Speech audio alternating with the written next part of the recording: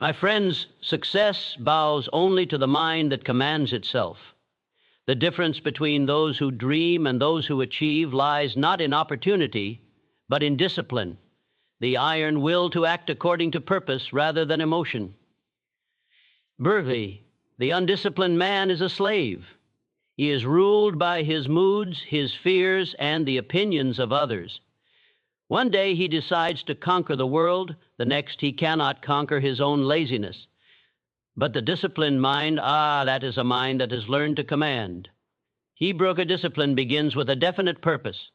Until you decide what you truly want, your mind will drift like a ship without a rudder. The man who says, "I will try," has already surrendered. The man who says, "I will," has taken the first step toward mastery. When you master your mind, you master your destiny. Each thought you permit to dwell in your mind is a seed. It will grow, it will bear fruit. If you feed your mind excuses, you will harvest regret. But if you feed it commands, backed by faith, it will obey you as faithfully as night follows day. There will be days when the body is tired, when the heart whispers, "Rest, just a little." That is the moment your character is tested. Discipline is not forged in comfort, it is forged in resistance.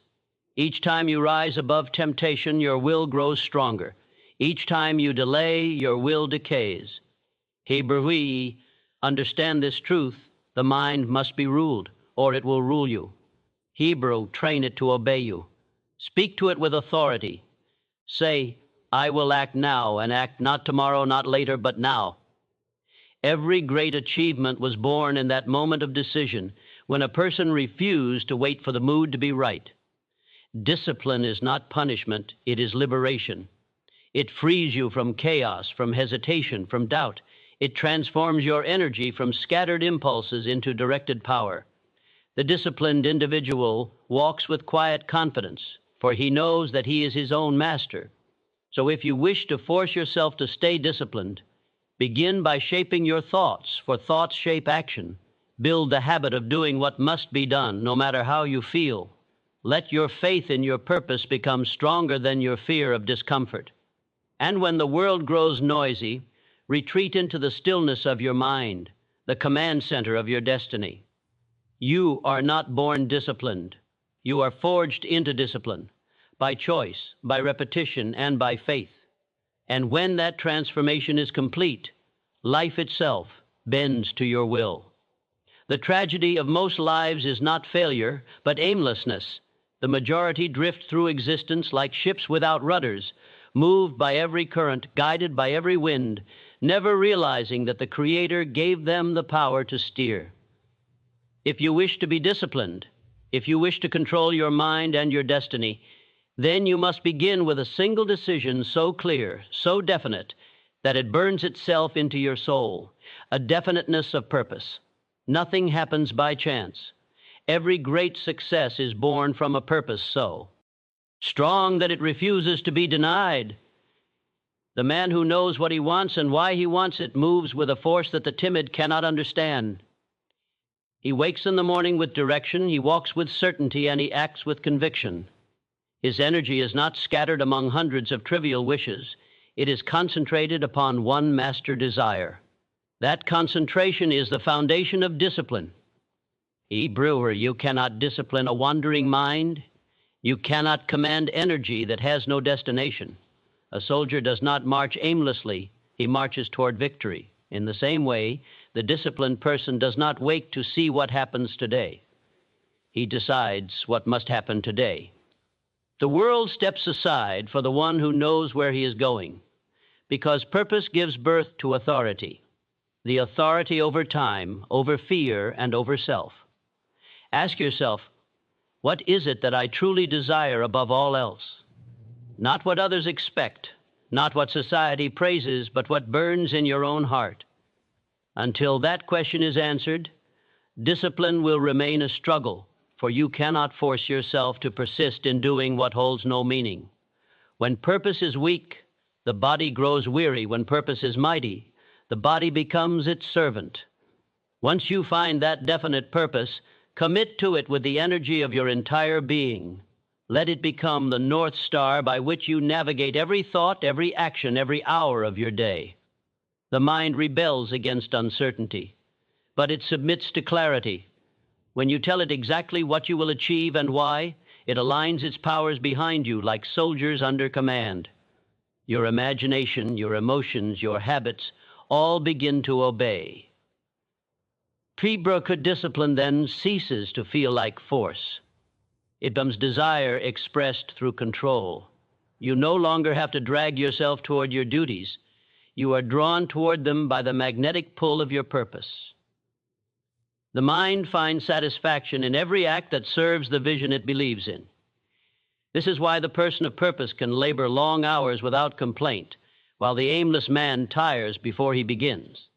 But a purpose must not be a passing fancy. It must be definite, fixed, unwavering, alive with faith.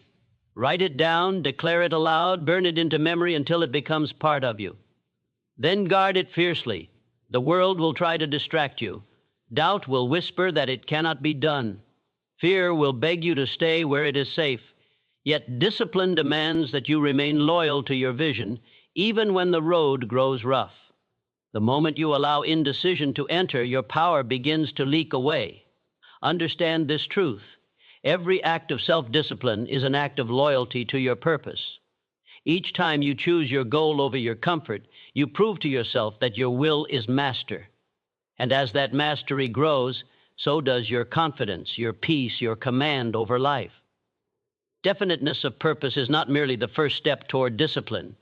It is the fire that keeps discipline alive. For when you know exactly where you are going, A-N-D-Y, the question of how becomes only a matter of time. The mind is both your greatest servant and your most dangerous master. Until you learn to command it, you will live at the mercy of circumstance, tossed between hope and despair, ambition and hesitation. Mastery over the mind is not a gift, it is a conquest, and only those who dare to conquer themselves can ever claim true power. Everything you experience, everything you achieve or fail to achieve begins within the walls of your own thinking.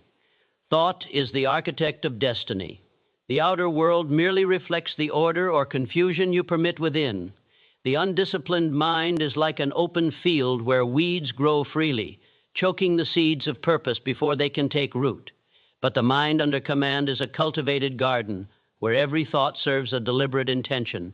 You cannot build greatness upon a foundation of scattered thoughts. The man who allows fear, doubt, and worry to occupy his mind cannot act with power, for every negative thought drains energy from action. But when your mind is ruled by faith, determination, and self-control, your actions strike with precision and confidence. To master your mind is to master the invisible forces that shape your destiny. Hebrew. The first step toward mastery is awareness. You must watch your thoughts as a guard watches the gates of a fortress. Ask yourself constantly, is this thought strengthening me or weakening me? Is it moving me toward my purpose or pulling me away? Most people never question their thinking. They believe every voice that speaks within them, even the voice of fear. But you must learn to command that inner voice. You must teach it to obey your will, not your emotions. The mind will resist at first. It will whisper excuses, tempt you toward comfort, and remind you of past failures. That is its test, to see if you are truly in control. But with persistence it yields. Like metal forged by fire, the mind becomes stronger through struggle. Every time you replace a negative thought with one of courage or faith, you hammer another link into the chain of your self-control. Discipline of the mind means refusing to think anything that does not serve your purpose. It means rejecting self-pity, casting out resentment, silencing the idle chatter of fear. You are not your thoughts, you are the master of them. You have the power to direct them, to choose them, to create with them. The moment you realize this, you awaken to a power that most people never use. When you command your mind, you command your emotions. When you command your emotions, you command your actions. And when you command your actions, you command your results. That is the unbroken chain of mastery: thought, emotion, action, outcome. and it begins with the ruler who sits upon the throne of the mind. Ibruka, do not expect instant peace. Mastery requires repetition. Each day you must train your mind as a warrior trains his sword, with patience, focus, and relay. Endless attention. Read that which uplifts you. Speak that which strengthens you. Associate only with those who fuel your faith. Every influence that touches your mind is shaping your future, either for success or for defeat. Remember this truth. The world does not shape your mind. Your mind shapes the world you see. Two men can face the same challenge. One sees failure, the other sees opportunity. The difference is not in circumstance, but in mastery. The disciplined mind sees beyond what is to what can be. It does not surrender to difficulty. It commands it to serve growth. Ibru, when you rule your mind, you are free. No fear can bind you, no opinion can sway you, no failure can define you. You become the calm at the center of the storm, directing your thoughts with purpose, your actions with clarity, and your life with power. The man who masters his mind has already conquered the hardest battlefield there is, himself. And once that victory is won, all other victories become inevitable. The measure of a person is not found in what they plan to do, but in what they actually do when the moment of action arrives. Every dream, every vision, every goal is worthless until it is converted into work. The world does not reward intention, it rewards execution. Discipline is not thinking about what should be done. It is the habit of doing what must be done, whether you feel like it or not. Every individual is born with the power of decision, yet most surrender that power to moods, to comfort, to delay. They wait for motivation, not realizing that action itself is the source of motivation. The disciplined man acts first and feels inspired later. He does not ask his body for permission to move, nor his emotions for approval. He commands himself and obeys. That obedience to one's own purpose is the purest form of freedom. The habit of doing what must be done begins with small victories. Every time you rise when you would rather rest, you strengthen your will. Every time you complete a task you wish to avoid, you forge another link in the chain of self-control. Success is nothing more than a series of small disciplines practiced daily. Failure is nothing more than a series of small neglects accepted daily. The difference between the two lies in habit, the silent builder of destiny. Do not imagine that great achievers possess endless enthusiasm. They do not. They have simply trained themselves to act in the absence of enthusiasm. They understand that progress often hides behind monotony. The ordinary man quits when the excitement fades. The extraordinary continues until completion. He does what must be done not because it is pleasant, but because it is necessary. That sense of necessity is the birthplace of power. Kabrashasan of procrastination is the assassin of purpose. It whispers later. The disciplined mind knows there is no later. There is only now. Action delays fear. Inaction feeds it. The longer you wait, the stronger resistance. E grows. The instant you act, resistance dies. Every second spent in hesitation drains energy. Every moment spent in movement multiplies it. Therefore, when your mind says, I should, transform it at once into I will. Abruk habits are not built by occasional effort, but by repeated command. The first time you force yourself to act despite fatigue or doubt, it feels like a battle. The 10th time, it feels natural. The 100th time, it feels effortless. That is how character is formed, not in bursts of willpower, but in consistent obedience to duty. Habit is destiny dressed in daily clothes. There is a law that governs achievement. Those who do what must be done will soon have the power to do what they wish to do. But those who avoid what must be done will lose even the power they have. The world does not bend to weakness. It bends to persistence. Every sunrise offers a test. Will you follow your feelings or your purpose? The answer to that question decides the course of your life. E. Brewer. When you act, act completely. Do not drag your feet. Do not divide your focus. Pour your entire self into the task at hand. A half-hearted effort produces half-hearted results.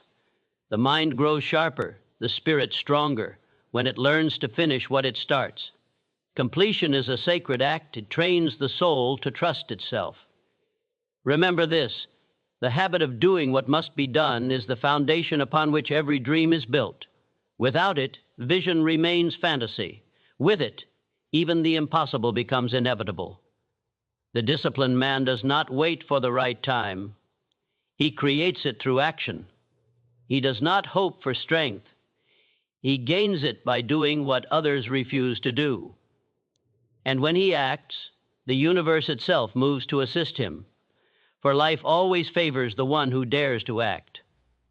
Do what must be done, and the world will know who you are. Ebroke, a faith that sits still is no faith at all. True faith moves, it acts, it builds, it dares. The difference between belief and wishful thinking lies in motion. The man who says he believes yet refuses to act has not faith. He has only hope. But the man who acts while others doubt, who moves when the path is unseen, has touched the very power that shapes destiny itself. Hebrew, faith in action is the bridge between desire and achievement. It is the invisible force that transforms thought into form. When you act with faith, you declare to the universe, I am ready. You stop waiting for signs, for certainty, for permission. You become the sign. You become the certainty. You become the living proof that the unseen can become the seen. Every great accomplishment began as a thought sustained by faith and expressed through action. Doubt is the jailer of progress. Faith is its liberator. The timid soul waits for the perfect moment, but there is no perfect moment. The moment you act with faith becomes perfect because your conviction gives it meaning. Those who wait for guarantees will still be waiting when the bold have already won. Ibrahim faith does not eliminate fear, it commands it. It says, I see you, but you will not stop me. Fear is a shadow that grows only in the absence of movement. The instant you act, fear dissolves, for faith and fear cannot dwell in the same space. The man of faith walks into uncertainty and finds that each step he takes creates solid ground beneath his feet. But understand this truth: faith is not blind. It is clear vision of what the eyes cannot yet see. It is reason illuminated by belief. It is thought charged with emotion and directed by will. When you act with faith, you align yourself with forces greater than yourself, the unseen intelligence that rewards courage and punishes hesitation. Life itself seems to bend in your favor, not because it changes, but because you do. Every act of faith strengthens your power. Every act of doubt weakens it. Each time you move forward in spite of uncertainty, you teach your mind that you are in command. The world may call you foolish for believing before seeing. Let them. Every visionary was first called mad by those too fearful to act. It is better to act with faith and fail than to hesitate with doubt and never begin. For failure in faith is never final. It becomes a lesson that refines your strength. But hesitation breeds regret, and regret poisons the soul. The habit of faith in action is built exactly like any other discipline, by repetition. Begin small. Do the things that frighten you just enough to make you grow. Speak when fear says be silent. Begin the task you have delayed. Stand tall when circumstances press you down. Each victory, however small, deepens your trust in yourself. Soon you no longer wait for courage. You become courage in motion. Hebrew, faith demands proof, not from the world, but from you. You must prove your belief through deeds. Say less, do more. Dream less, move more. Each time you act, your belief multiplies. Each time you delay, it withers. Faith without action is a seed that never leaves the soil. It holds potential but never fruit. But faith expressed through action blossoms into reality, for it is nourished by movement, by decision, by persistence. The disciplined soul understands that faith is not passive worship. It is dynamic power. It is the energy that converts vision into fact. When you act with faith, you speak the language of the universe itself. You say, I trust the process even if I cannot yet see the path. And the universe replies, then let the way be shown. The world belongs to those who move in faith. They do not wait for conditions to improve. They improve the conditions. They do not pray for easier paths. They pray for stronger hearts. They do not seek signs of success. They create them. Faith in action is not the end of discipline. It is its highest form. For when faith becomes movement, destiny begins to obey. When talent grows tired, when opportunity hides its face, when every door seems shut, persistence walks in and finishes the work. Nothing in the world can stand before a mind that refuses to quit. Mountains yield, circumstances bend, time itself surrenders to the will that endures beyond failure. Persistence is the invisible hammer that shapes destiny. Hebrew, many start strong, but few finish. The reason is simple. Enthusiasm ignites easily, but only persistence keeps the flame alive when the winds of adversity blow. It is not intelligence, not luck, not even skill that decides success. It is the quiet, stubborn refusal to give up when everything inside whispers, enough. The world crowns only those who stand their ground when comfort demands retreat. Every dream will test you. Life asks one question to all who pursue greatness: how much are you willing to endure? The weak answer with excuses, the strong answer with persistence. Every setback is a question, every delay a test, every disappointment a challenge. Those who persist do not ask for easier conditions. They ask for stronger hearts. They understand that pressure is not punishment. It is preparation.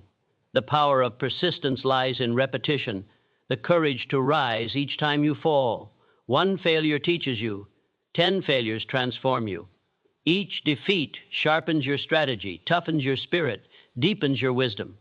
Persistence does not deny difficulty. It defies it. It says, you may slow me, but you will not stop me. Written into the secret law, written into the fabric of the universe, those who persist are eventually rewarded. Life may seem cruel, but it is just. It gives to the persistent what it denies to the impatient. You cannot fail forever if you refuse to stop trying. Every act of persistence plants a seed in unseen soil. And though the harvest may delay, it always comes to the one who waits with work, not merely with hope. E. Brokra, discipline and persistence are twin forces. Discipline begins the task. Persistence finishes it. Discipline says, do it now. Persistence says, keep doing it until. The man who combines both becomes unstoppable. He does not count the days, he counts the steps taken toward his goal. Obstacles are not walls to him. They are tests of worth. Every blow strengthens his resolve. Every rejection refines his method. Hebrew persistence is not blind stubbornness. It is intelligent endurance guided by purpose. To persist wisely, you must learn, adapt, and adjust your methods while keeping your vision unchanged. Water cuts through rock not by power, but by consistency. So too does persistence carve paths through impossibility. It is not the storm that wins, but the steady drop that wears down stone. The persistent soul is not moved by failure because he knows failure is not an end but a signpost. It whispers, try again, this time more wisely. Each setback carries within it the seed of a new strategy. The undisciplined quit when the plan fails. The persistent simply change the plan. The goal remains. Remember this truth. Persistence is faith made visible. It is belief expressed through endurance. When others sleep, the purr. Persistent work. When others doubt, they move forward. When others surrender, they rise once more. There is a quiet power in repetition, a spiritual strength in showing up again and again. The world may not notice at first, but it cannot ignore the one who refuses to go away. And when at last success arrives, it comes not as a surprise, but as a confirmation.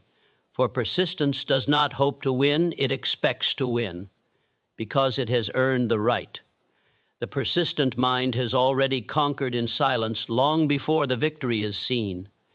So when the night feels endless, when progress seems invisible, remember this: persistence never fails. It only takes time. The clock may tick, the world may doubt, but the one who keeps walking will always reach the dawn. Persistence is not merely endurance, it is victory in motion. A man who cannot command himself cannot command anything. The greatest throne in existence lies not in the halls of power, but within the human mind, and only those who seize it rule their lives. To create an inner command is to establish authority over your own thoughts, emotions, and actions. It is to become the general of your own spirit. Until that command is won, discipline will always be a struggle, and destiny will remain a stranger. Every thought that enters your mind is like a soldier awaiting orders. If you do not lead them, they will lead you. Some march under the banner of fear, others under the banner of faith. The untrained mind allows the army of doubt to seize control, while the disciplined mind issues commands that build victory. The power to command yourself is the power to decide which army prevails. You must become deliberate with your thoughts. Never allow them to wander without purpose. Each idea that crosses your mind either strengthens or weakens you. There is no neutrality. Inner command means choosing your thoughts as carefully as a king chooses his advisors. It means refusing entrance to anything that insults your vision or your peace. The moment you let an idle thought linger, you surrender authority. The mind, like an unruly crowd, respects only the voice of firm leadership. To create inner command, begin with decision. Decide once and for all that you will govern your life by will, not by whim. Decision is the foundation of all command, for indecision invites chaos. Once a decision is made, stand by it. The world bends to those who refuse to bend inwardly. You will not always feel certain, but certainty is not a gift. It is a decision repeated until it becomes law within you. Emotion must also learn obedience. The man ruled by emotion is a servant to circumstance. The man who rules emotion bends circumstance to his will. When anger rises, command it. When fear whispers, silence it. When discouragement visits, replace it with gratitude and renewed effort. Each time you assert control, you strengthen your inner authority. Soon your emotions no longer dictate your actions, they serve them. That is true mastery.